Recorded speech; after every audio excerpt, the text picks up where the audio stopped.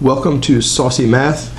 This video will be about factoring a quadratic trinomial using what we call the AC method. All right, so first of all, what does that mean, factoring a quadratic trinomial? Right, quadratic is because our variable, in this case y, is raised to the second power. So that's what makes this a quadratic expression.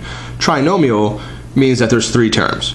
Right, so we can use this method, which we call the AC method, when the number, the coefficient in our x squared, or in this case our y squared, is a number other than 1. Right? If it's just a 1 y squared or a 1 x squared, the method is a lot easier to use, and I actually have another video about that, so you can check out that video if that's what you're looking at. But where we have these other numbers in front of the y squared or the x squared, things get a little more complicated. Right? I also call this the soul crushing method, just because it's a really long process and it's a little bit difficult to get the hang of and understand how to do, and you have to remember all the different steps you need to do.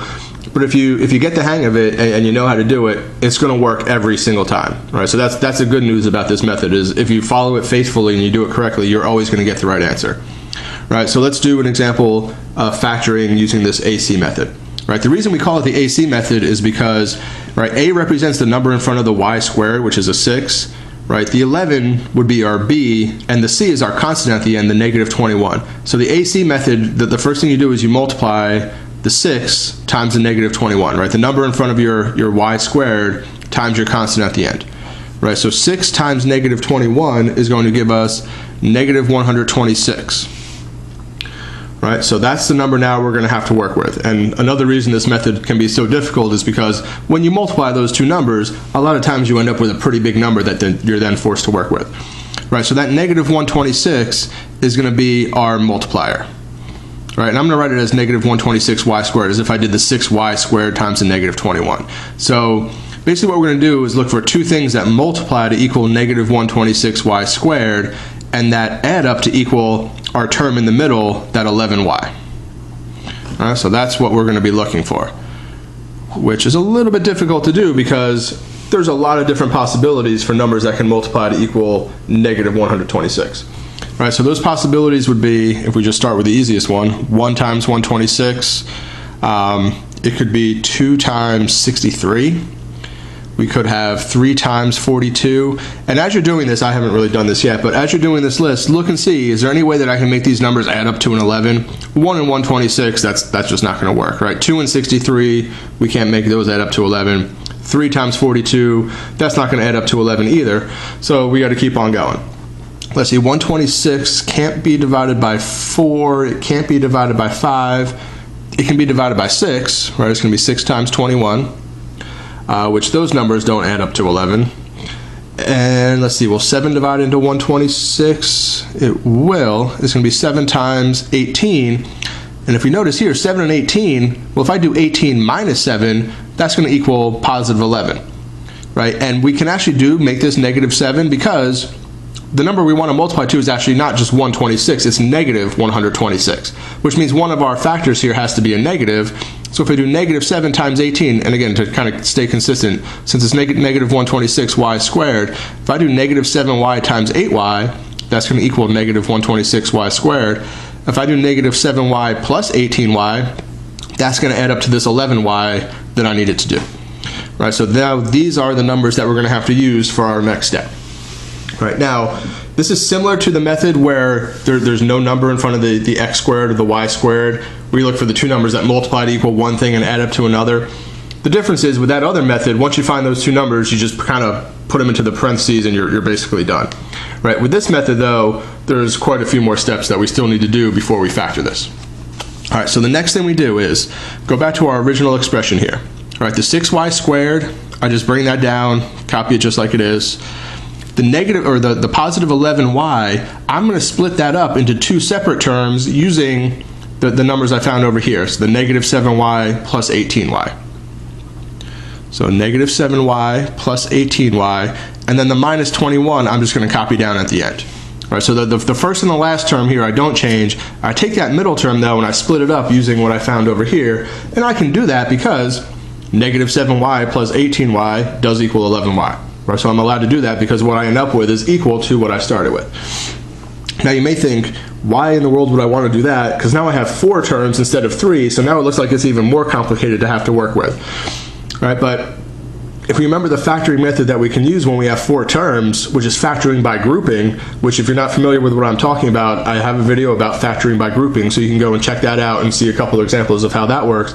But that's what we're going to do now. Now that we have these 4 terms, I'm going to group them together. I'm going to take the first two, the 6y squared minus 7y, and I'm going to take the second 2 terms, the 18y minus 21.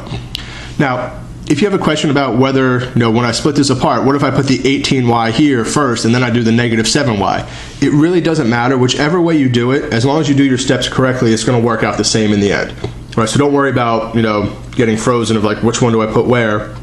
It's all going to be okay. Just write them down. All right, so we have the 6y squared minus 7y. Once I group those two together, I look for the common factor of these 2 terms. All right, so the 6y squared and the minus 7y, what they have in common is, well, just a y.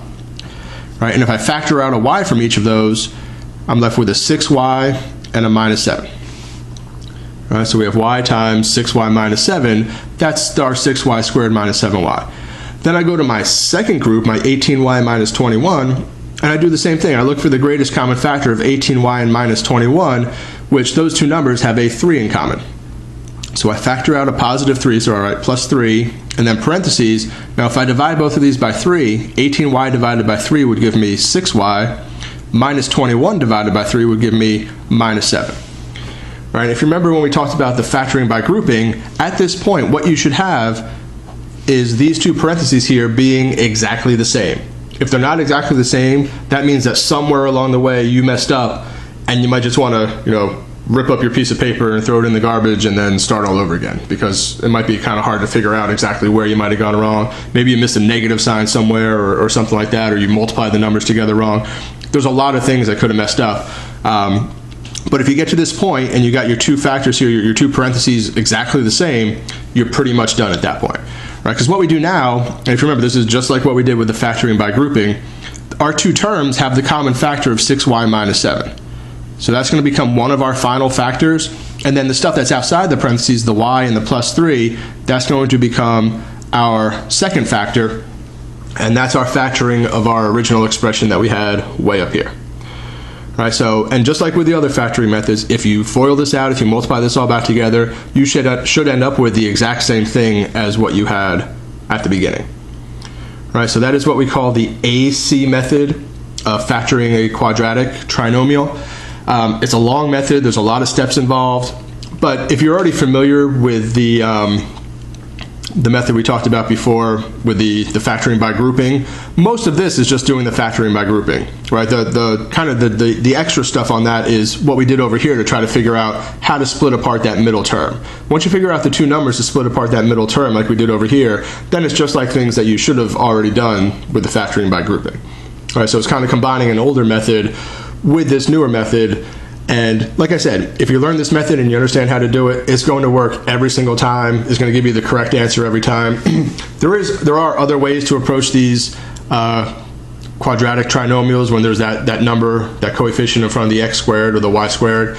But this is the one that is guaranteed to give you the correct answer every single time. All right, and it's always going to be the same amount of steps, always the same way.